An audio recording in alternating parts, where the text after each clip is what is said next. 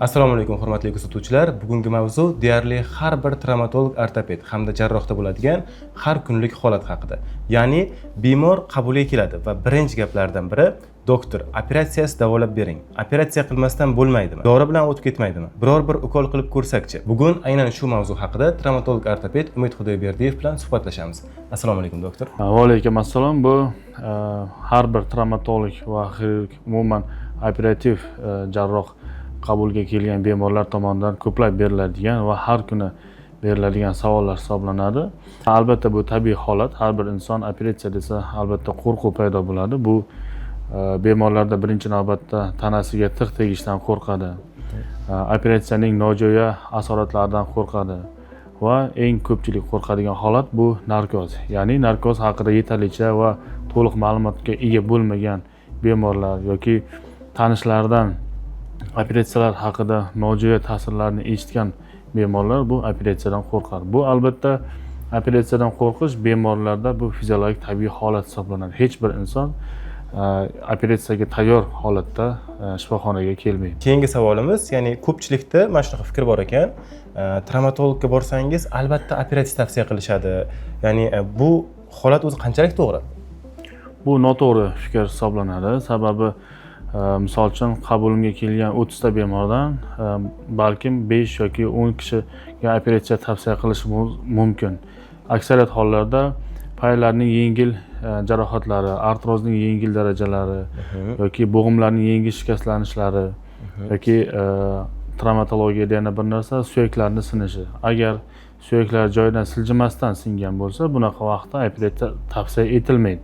Ammo operatsiyani kechiktirib bo'lmaydigan holatlar va operatsiyasiz davolab bo'lmaydigan kasalliklar ham mavjud. Endi eng muhim savollardan biri, qachon operatsiya doim shart bo'ladi? Yuqorida aytib o'tganimda operatsiya qilish shart bo'lgan va kechiktirib bo'lmaydigan holatlar bor. Bular bir nechtalarni sanab o'taman. Bulardan birinchisi suyaklar sinishi. Agar suyak joyidan siljigan bo'lsa, parchalanib singan bo'lsa yoki ochiq holatda singan bo'lsa yoki gips qo'yilib kuzatuv davomida suyaklarning siljigan holati bo'lsa, bunda operatsiya qilish tavsiya etiladi. Qabulimda ba'zi bemorlar keladi, son, boldi, yelka, ya'ni katta naysimon suyaklari siljigan vaqtda, sinib siljigan vaqtda gipsda davolab bering deydi. Ammo hamma siniqlarni ham gipsda davolashning imkoni bo'lmaydi. Ba'zi holatlarda suyaklar juda ham maydalanib yoki parchalanib sinishi mumkin. Bunaqa vaqtda albatta jahon standarti bo'yicha jarrohlik operatsiyasi o'tkazilishi shart. Agar bemorda qat'iy qarshi ko'rsatma bo'lmasa. Oldingi qo'shsimon bo'ylam, ya'ni PKS uzilgandachi? Oldingi qo'shsimon bo'ylam uzilganda ham har doim ham jarrohlik amaliyoti tavsiya etilmaydi, ammo payning to'liq uzilishi, bo'g'imning to'liq nestabil holatga kelib qolishi va payning eski jarohatlari, pay bilan birga mensklarning jarohatlari qo'shilib uchraydigan bo'lsa, albatta jarrohlik amaliyoti o'tkaziladi va bemorning yoshi, tana vazni hamda jismoniy aktivligi, ya'ni hayot tarzi, sportchi yoki professional sportchi, mana shu holatlarni albatta e'tiborga olib jarrohlik amaliyoti tavsiya etiladi. Va bunaqa vaqtda har doim ham MRT xulosasiga qarab operatsiya yoki operatsiya qilinmaydi deb aytib bo'lmaydi. Bemorni shaxsan individual ko'rish shart hisoblanadi. Ya'ni har bir bemorga individual o'sha yondashuv qilinadi. Albatta. Xo'p, endi Minsk qisilib qolganda yoki yirtilgan holatlardachi? Minsk yirtilishlari va Minskni blokka tushib qolishi, ya'ni oyoqni bukish, yozish harakatlarining yo'qolishi, bu albatta jarrohlik amaliyoti bilan, ya'ni artroskopiya yordamida o'sha yirtilgan Minsk bo'lagini yoki Minskni to'la ravishda olib tashlanishi mumkin yoki ba'zi yirtilish holatlarida Minskni qayta tiklash, ya'ni tikish holatlari ham amalga oshiriladi. Bu ham jarrohlik amaliyoti hisoblanadi. Tushunarli. Xo'p, endigi savol, chanoq son bo'g'imi artrozlaridachi? Chanoq son bo'g'imi artrozlarida agar birinchi va ikkinchi darajali artrozlar bo'ladigan bo'lsa yoki son suyagining aseptik nekrozining birinchi, ikkinchi darajalari bo'ladigan bo'lsa va bemorda og'riq sindromi bo'lmasa, ya'ni kuchli og'riq bezovtalik qilmasa, albatta konservativniy davolanadi. Ammo 3-chi, 4-chi darajali koks artrozlar va 3-chi, 4-chi darajali son suyak boshchasining aseptik nekrozi bilan kelgan bemorlarga har doim operatsiya tavsiya qilaman. Sababi bunaqa vaqtda bemorlar mustaqil harakat va og'riqsiz yashay olmaydi. Operatsiyadan maqsad esa bemorni odatiy harakatlari va og'riqsiz hayotga qaytarish hisoblanadi. Tushunarli. Hozir biz operatsiyasiz davolab bo'lmaydigan holatlarni ko'rib chiqdik.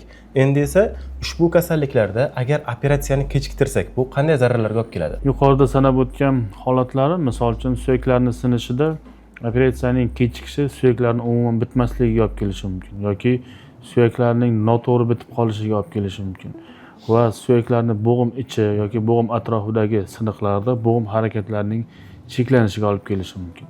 Oldingi hodisaman bo'ylab jarohatlarni kechiktirish, ya'ni operatsiyani kechiktirish esa bo'g'imdagi turli xil asoratlar, mezg yirtilishi, artrozning kuchayishi yoki bo'g'imda harakatlarning nestabil bo'lishiga olib keladi.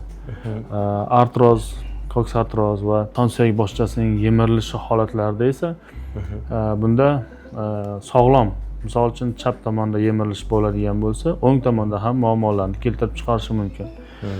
Bo'g'im harakatlarini cheklab qo'yishi mumkin va bemorlar o'tirib turish, yurish harakatlarida qiyinchilik, eng og'ir tarafi doimiy og'riq kuzatib qolinishi mumkin.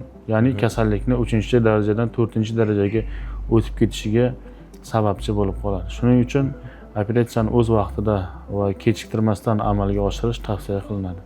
Tushunarli doktor. Endi esa ko'pchilikda bo'ladigan noto'g'ri fikr, ya'ni shifokorlar odatda operatsiyani, ya'ni ko'proq operatsiya qilish uchun tavsiya qilishadi. Bu haqda fikringiz qanaqa? Bu mutlaqo noto'g'ri fikr deb hisoblayman.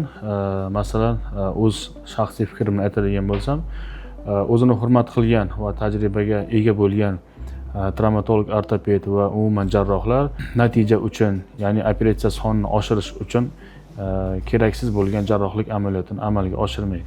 O'z tajribamda ham ba'zi bemorlar keladi, MRT, rentgenlarni olib, doktor mana bu joyda bordik, operatsiya qilinishi kerak ekan, operatsiya qilamiz deb aytishdi deb yonimga kelishadi, ammo xulosalari va bemorni to'liq tekshiruvdan o'tkazgandan so'ng operatsiya kerak emasligi yoki operatsiyani qanchadir muddatdan keyin o'tkazish mumkinligi haqida bemorlarga to'g'ri tushuncha beraman. Ba'zi holatlarda operatsiyaning effektivligi bo'lmaydi.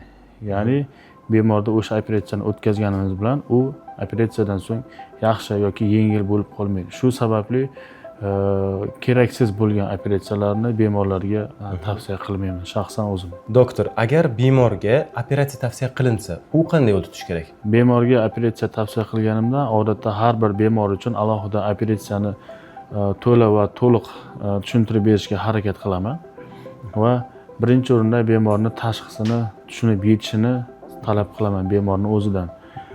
Ikkinchi o'rinda boshqa mutaxassislar bilan ham maslahatlashishlari mumkin albatta. Ya'ni o'zimdan boshqa yuqori toifali mutaxassislarni ham maslahatlarini eshitishlarini tavsiya qilaman.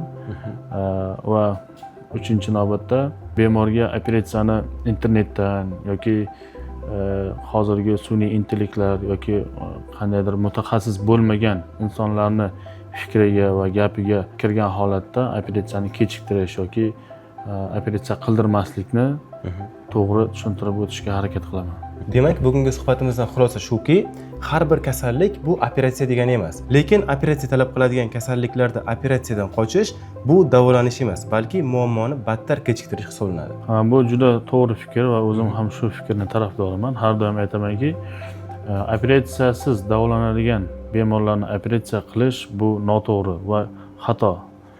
Lekin operatsiya bilan davolanadigan kasalni vaqtini, umrini o'tkazib, natijada kasallikni yanada chuqurlashtirish va yanada katta asoratlarga olib kelish bu undan ham katta xato deb bilaman. Shu sababli har bitta jarrohlik amaliyoti o'tkazilishi kerak bo'lgan bemorlarga operatsiyalar haqida va operatsiyadan keyingi holatlar va asoratlar haqida to'laqonli ma'lumot berishga harakat qilaman. Va albatta siz ham agar jarrohlik amaliyotini o'tkazmoqchi bo'lsangiz, davolovchi va operator vrachdan jarrohlik amaliyotingiz haqida to'liq ma'lumotga ega bo'lishingizni so'rab qolaman.